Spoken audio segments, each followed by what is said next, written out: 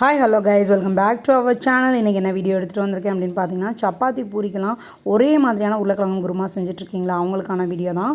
10 பல் தேங்காய், அதுக்கப்புறம் 2 பட்டை, 1 ஸ்பூன் சோம்பு, காரத்துக்கு தேவையான 2 பச்சை மிளகா, அப்புறம் 2 ஸ்பூன் பொட்டுக்கல்ல ஆட் பண்ணி அரைச்சி தனியாக வச்சுக்கோங்க.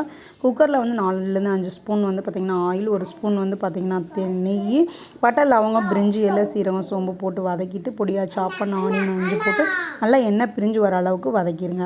ஸோ இதை வதக்கி முடிச்சோடனே 1 ஸ்பூன் இஞ்சி பூண்டு பேஸ்ட்டு, அதுக்கப்புறம் 1 கையளவுக்கு கொத்தமல்லி, கருவேப்பிலை, புதினா, 2 தக்காளியை கிரைண்ட் பண்ணி வச்சுக்கோம். அதையும் சேர்த்துட்டு நல்லா பச்சை வாசனை போகிற அளவுக்கு வதக்கி எண்ணெய் பிரிஞ்சு வர இந்த ஸ்டேஜில் சாப் பண்ணி வச்சுருக்க பீல்லாம் எடுத்துகிட்டு இருக்கக்கூடிய 3 உருளைக்கிழங்கு ஆட் பண்ணிக்கிறோம். ஸோ இப்போ பார்த்திங்கன்னா மஞ்சத்தூள், காரத்தூள், அப்புறம் சிக்கன் 65 பொடி, அதுக்கப்புறமா இந்த கிரைண்ட் பண்ணி வச்சுருக்கிறது எல்லாத்தையுமே சேர்த்து நல்லா கலந்துக்கிறோம். ஸோ தேவையான உப்பு ஊற்றிட்டு தண்ணியும் போட்டுட்டு ஊற்றிங்களா, அப்புறம் குக்கரை மூடி வச்சுருங்க. ஒரு 2லேருந்து 3 விசில் வந்தோடனே ரெடியாக சர்வ் பண்ணிடலாம். சூப்பராக இருக்கும். நீங்களும் ட்ரை பண்ணி பார்த்துட்டு எப்படி இருக்குன்னு சொல்லுங்கள்.